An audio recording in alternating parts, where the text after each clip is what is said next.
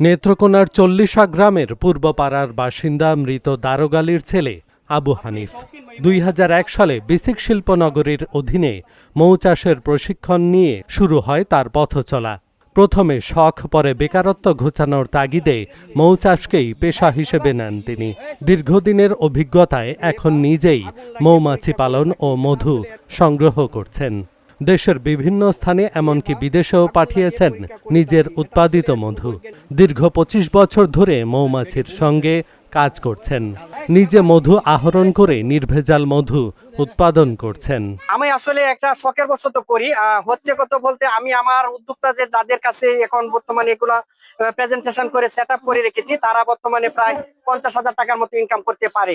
আর আমি একাধিক বিজনেসের সঙ্গে যুক্ত, পাশাপাশি মৌমাছি চাষ করি এবং মধু উৎপন্ন করি।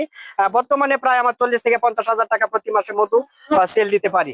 শুধু নিজের আয় নয়, হানিফের কাছ থেকে প্রশিক্ষণ নিয়ে এখন মৌ চাষ করছেন অনেকেই। স্থানীয়দের কাছেও তার উদ্যোগ প্রশংসিত। তাদের মতে মৌমাছিকে ভয় না পেয়ে সাহসের সঙ্গে কাজ করে যাচ্ছেন বলেই মধু ভাই নামে পরিচিতি পেয়েছেন তিনি। সে অনেকদিন ধরে এই কাজ করতেছে, নিজের হাতে বাস্তবে সে ধরে মধুর কাজ করতেছে এবং মধু চাষ করে সে অনেক লাভবান হয়েছে। হ্যাঁ, দীর্ঘদিন ধরে সে করতেছে। সে ছেলে একটা সাহসী ছেলে। আসলে সে, আমরা তো অনেকে দূর থেকে দেখি যে এরা কামড়াইবো, কিন্তু সে এগুলা ভয় পায় না। ১.৫ যুগ ধরে এই কাজটা করতেছে। ছোট থেকে সে এই মৌমাছি চাষের প্রতি তার আগ্রহ এবং কাজ করে আসতেছে এবং অনেককেই সে উদ্বুদ্ধ করতেছে এই চাষ করার জন্য। হানিফ ভাইয়ের কাছ থেকে প্রশিক্ষণ নিয়ে অনেকেই এখন মৌ চাষ করছেন, মধু সংগ্রহ করে আয় করতে পারছেন। তাদের দেখাদেখি আরো অনেকে এই কাজে যুক্ত হচ্ছেন। প্রত্যেকে হানিকের কাছ থেকে অনেক প্রশিক্ষণ নিয়ে কাজ করতে গিয়ে অনেক আমরা অনেক টাকা ইনকাম করতে পারতেছি। প্রতি মাসে ২০-৫০,০০০ টাকা ইনকাম করতে পারতেছি। এরকম ভাবে আমরা কাজ চালিয়ে যেতে পারতেছি এখনো।